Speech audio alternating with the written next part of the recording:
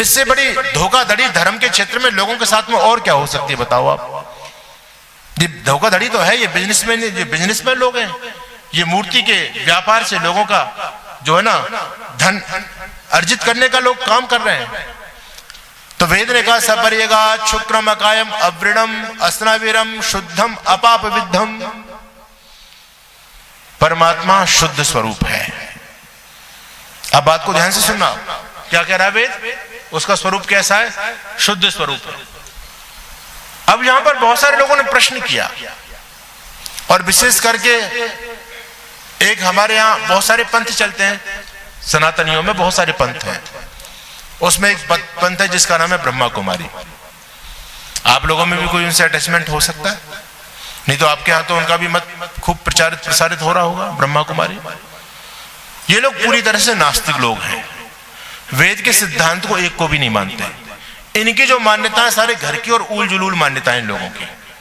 ये कहते हैं कि एक बार जिसको जो शरीर मिल गया वो हमेशा उसको आत्मा को वही शरीर रहेगा।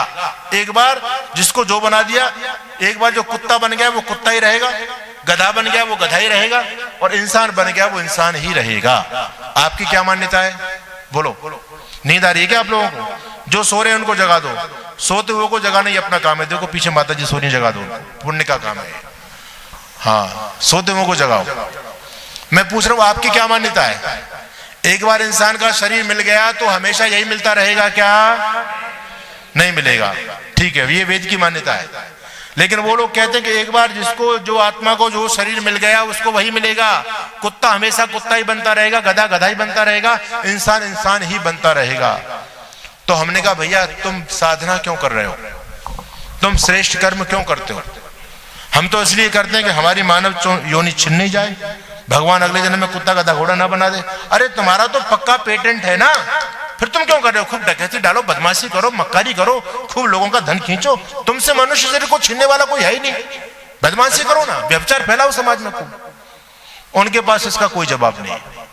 दूसरी मान्यता उन लोगों की यह है कि आर्य समाजी लोग ये कहते हैं कि भगवान सर्वव्यापक है। ध्यान से सुनना, सिद्धांत की बात कर रहा हूं आपके बीच में। भगवान सर्वव्यापक है। हालांकि आजकल आर्य समाजी लोगों ने सिद्धांत की चर्चा सुनना बंद कर दिया।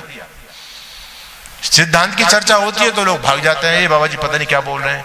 लोगों को मनोरंजन चाहिए। इस मनोरंजन के रोग इस पूरे हिंदू जाति को लगा, और ये रोग अब आर्य समाज में अंदर भी आ गया है। हमारे यहां पर भी कथाएं चल रही हैं खूब आजकल, खूब ताली बजा रहे हैं, महिलाओं को नचा रहे हैं, और आर्य समाज के मंच से खूब कथाएं आजकल हो रही हैं। उस कथा में भीड़ भी हो रही है, लोगों को मनोरंजन भी मिल रहा है। कोई राम जी की शादी कर रहे हैं, सीता जी की शादी कर रहे हैं। तो ये समाज भटक रहा है, इसलिए सिद्धांत को जानो, सिद्धांत क्या कहता है। अब लोग कहीं फंसते हैं, हमारे पास फोन करते हैं, महाराज जी वो शास्त्रार्थ हो रहा है, आ जाओ। हमने कहा भैया हम कहां कहां तक जाएंगे, तुमसे कोई 4 प्रश्न कर दें तो प्रश्नों का उत्तर देना तो सीखो कम से कम। स्वाध्याय हम करते नहीं, प्रश्नों का जवाब कहां से देंगे? तो ब्रह्मा कुमारी वालों ने प्रश्न किया कि आर्य समाजी कहते हैं कि परमात्मा सर्वव्यापक है ना? सर्वव्यापक है या नहीं? परमात्मा सर्वव्यापक है। फिर कहते हैं वो शुद्ध स्वरूप भी है, शुद्ध स्वरूप भी है। तो जो चीज सर्वव्यापक है वो शुद्ध कैसे रह सकती है भाई? ईश्वर सर्वव्यापक है, सब चीजों के अंदर रहता है, तो मलमूत्र में भी ईश्वर को मानना पड़ेगा या नहीं मानना पड़ेगा? नाली में भगवान को मानना पड़ेगा नहीं मानना पड़ेगा? बोलो है या नहीं है? तो फिर शुद्ध कहां रह गया? नाली तो गंदी चीज है, मलमूत्र तो गंदी चीज है, इसमें यदि भगवान को मानेंगे तो भगवान शुद्ध स्वरूप कैसे हो गया? उन्होंने प्रश्न किया। तो प्रश्न तो आप भी करते हैं, प्रश्न तो ठीक है। अब सुनो इसका उत्तर सुनो। भगवान सर्वव्यापक है, तो हमने उससे कहा कि तुम क्या मानते हो? तुम भगवान को सर्वव्यापक नहीं मानते? कहते हैं सर्वव्यापक तो मानते हैं, लेकिन हम हर जगह नहीं मानते उसको। तो मैंने कहा फिर ये कैसा सर्वव्यापक हो गया भाई? मतलब हर जगह कहां नहीं मानते? बोले हम गंदी चीजों में नहीं मानते उसको, अच्छी अच्छी चीजों में मानते हैं। तो मैंने कहा फिर गंदी चीज को देख करके भगवान को गंदगी बदबू आती होगी तो भगवान छोड़ के भाग जाता होगा उसको। अरे मैं नाली में नहीं रहूंगा भैया, ये तो गंदी चीज है, मैं तो गुलाब के फूल में रहूंगा। तो क्या भगवान की नाक है जो उसको गंधाती है? भगवान की कोई इंद्रियां हैं? ये जो 5 इंद्रियां हैं, ये इंद्रियां अपने अपने विषय को ग्रहण करती है। नेत्र रूप का विषय लेता है, ठीक है। तो भगवान को जब कह दिया गोतीत, परमात्मा इंद्रियों से रहित है, आनन रहित सकल रस भोगी, बिन बाणी बक्ता बड़ जोगी, बिन पग चले सुने बिन काना, कर विद कर्म करे विधि नाना। गोस्वामी तुलसीदास भी लिख रहे हैं, वेद ने भी मंत्र ने कहा कि जो आंखों से नहीं देखा जा सकता लेकिन जिससे आंखें देखती हैं, जो कानों से नहीं सुना जा सकता लेकिन जिससे आंख सुनते, तदेव ब्रह्म तम विद्धि नेदन यदि उपासते, उसी को तुम ब्रह्म जानो, अन्य इधर उधर मत भटको। परमात्मा की ना आंख है, ना कान है, ना मुंह है, भुजाएं है, ना गर्दन है, ना सीना है, ना पेशानी, तुम हो निर्लेप नारायण कहां चंदन लगाऊं मैं, अजब हैरान हूं भगवान तुम्हें कैसे रिझाऊंगा। तो कहते हैं कि भैया हर जगह नहीं रहता, सर्वव्यापक है, लेकिन अच्छी चीजों में रहता, बुरी चीजों में नहीं रहता। हमने एक प्रश्न किया, भाई एक प्रश्न का जवाब दो। सूर्य की किरणें सब जगह पड़ रही हैं, सूर्य की किरणें नाली पर भी पड़ रही हैं, पड़ रही नहीं पड़ रही, तो क्या सूर्य गंदा हो गया? सूर्य की किरणें गंदगी पर पड़ने से क्या सूर्य गंदा हो गया? उत्तर दिशा में गंदगी का ढेर लगा पड़ा है ना।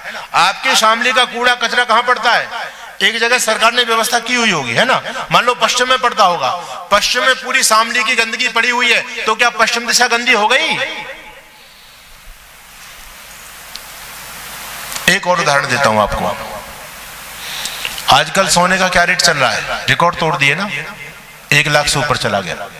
1 लाख का 1 तोला सोना है ना, एक सिक्का 1 लाख रुपए का।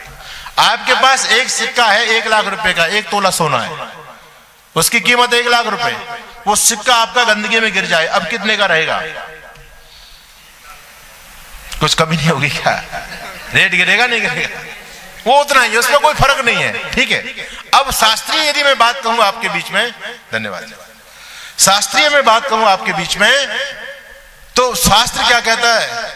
चिति शक्ति अपरिणामनी अप्रति संक्रमा दृश्य विषय शुद्धानंता च, यानी जो चेतन तत्व ब्रह्म है वो अपरिणामी है। अपरिणामी का मतलब वो किसी परिणाम को प्राप्त नहीं होता, किसी बदलाव को प्राप्त नहीं होता। हमारा शरीर परिणाम को प्राप्त हो रहा है।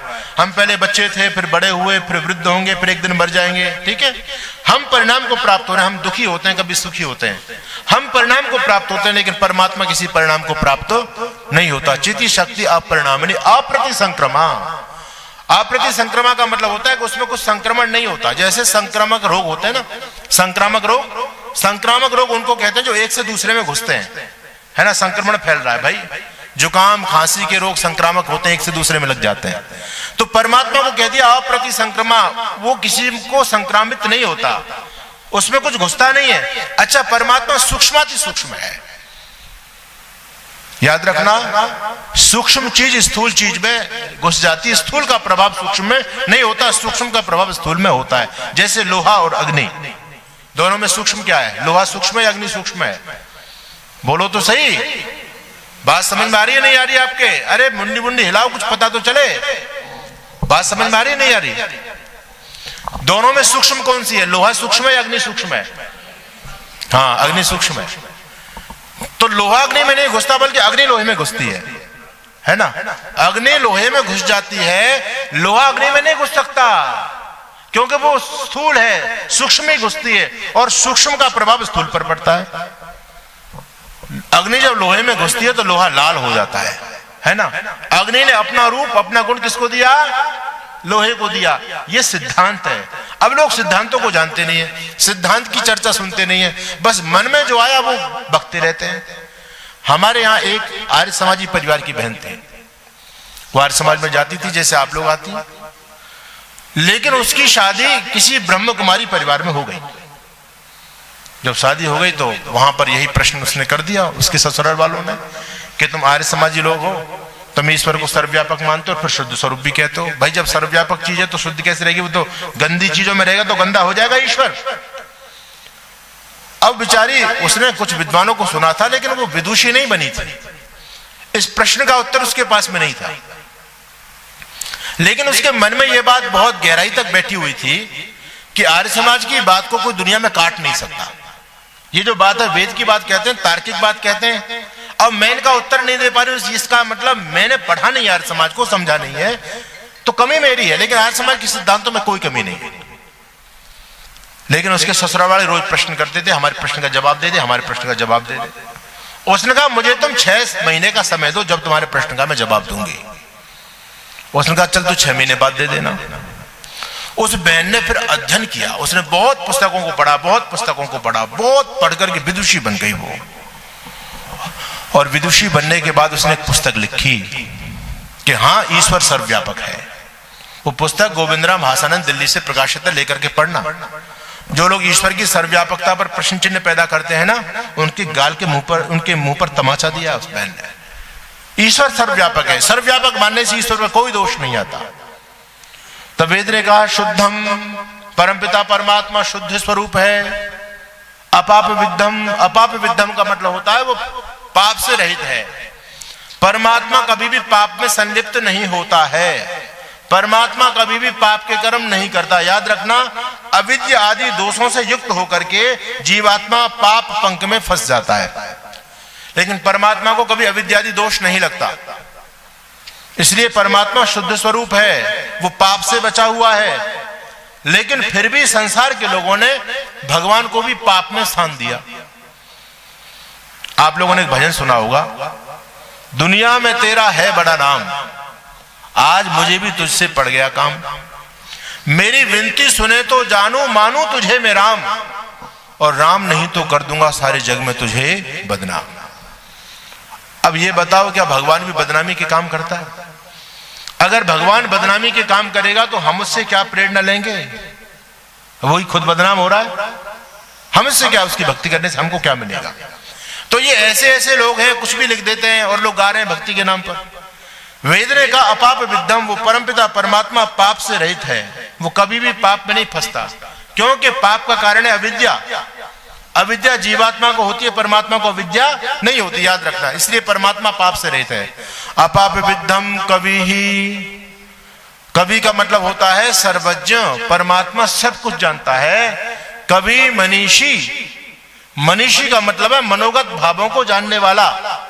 आपके मन में जो कुछ भी उठ रहा है, परमात्मा आपके भावों को जानता है। देखो दुनिया में आज तक कोई ऐसा यंत्र नहीं बना, कोई ऐसी मशीन नहीं बनी जो मन के भावों को पढ़ सके। बनी है कोई? बताओ। सीसीटीवी कैमरे तो लोगों ने बहुत लगाए, सब जगह लगा दिए। सीसीटीवी कैमरा केवल बाहर की चीजों को पकड़ता है, शारीरिक एक्टिविटीज को सीसीटीवी कैमरा कैद कर सकता है, पकड़ सकता है, लेकिन व्यक्ति के मन के अंदर क्या चल रहा है कोई सीसीटीवी कैमरा पकड़ पाएगा क्या? उसको तो केवल परमात्मा ही पकड़ेगा, क्योंकि परमात्मा अंदर भी है। सीसीटीवी कैमरा बाहर है इसलिए बाहर की एक्टिविटीज को पकड़ रहा है, परमात्मा अंतर्यामी है इसलिए अंदर जो कुछ भी घटित हो रहा है हमारे मन के अंदर, परमात्मा उसको भी जानता है। इसलिए ईश्वर को बहकाने का काम न करें। संसार में लोगों ने भगवान का नाम रख दिया भोला भंडारी। भोला कहते हैं ना, भोले जी को जल चढ़ाने जा रहे हैं। और भोले का मतलब क्या होता है? लोग कहते हैं ये बच्चा हमारा बड़ा भोला है, कहते हैं ना। भोला का मतलब है हाँ मंद बुद्धि, जो कुछ जानता नहीं है, सीधा है भोला है। तो लोगों ने भगवान का नाम ही भोला रख दिया है, तो भोला ये कुछ जानते ही नहीं है। अरे भगवान भोला भोला कुछ नहीं है, ये तुम्हारा भ्रम है। भगवान बहुत विद्वान है, आप जो कुछ भी बोल रहे हो, जो कुछ भी सोच रहे हो, वो सब कुछ जानता है और उस कर्म का यथावत फल भी देता है, छोड़ नहीं सकता। ठीक है, तो भगवान के सामने अंदर बाहर से एक जैसे रहो, बाहर कुछ और अंदर कुछ, तो भगवान इस चीज को नहीं चलने देते। याद रखना, जब तक हम एक रस नहीं हो जाते, अंदर और बाहर से हमारा आचरण और हमारा व्यवहार बिल्कुल सम नहीं हो जाता, तब तक परमात्मा हमको प्राप्त नहीं हो सकता। निर्मल जन मन सोही मोही पावा, मोही छल छिद्र कपट नहीं भावा। गोस्वामी तुलसीदास लिखते हैं कि जब तक व्यक्ति निर्मल मन नहीं हो जाएगा, अंतःकरण जिसका पवित्र निर्मल नहीं हो जाएगा, तब तक परमात्मा हमसे दूर है, परमात्मा हमको कदापि प्राप्त नहीं हो सकता। ऋषि दयानंद सरस्वती भी यही कहते हैं कि जो व्यक्ति अपने आचरण को नहीं सुधारता, अपने व्यवहार को नहीं सुधारता, और चाहे वो व्यवहार को न सुधार करके खूब दिन में माला जपता हो, ऋषि कहते हैं उसकी माला जपने का कोई अर्थ नहीं है, बेकार है। वो सब भगवान का खूब नाम जप रहा है, शिव शिव शिव शिव, राम राम राम राम राम राम, माला चल रही है, लेकिन बदमाशी जीवन में भरी हुई है, दुष्टता जीवन में भरी हुई है। तो ऋषि कहते हैं ये सब भांडवत है, भगवान प्रसन्न होने वाला नहीं है। वो कभी भी भक्ति के मार्ग में एक कदम भी आगे नहीं चल सकता, बढ़ ही नहीं सकता है। अंदर से बाहर से एक जैसे हो जाओ। बहुत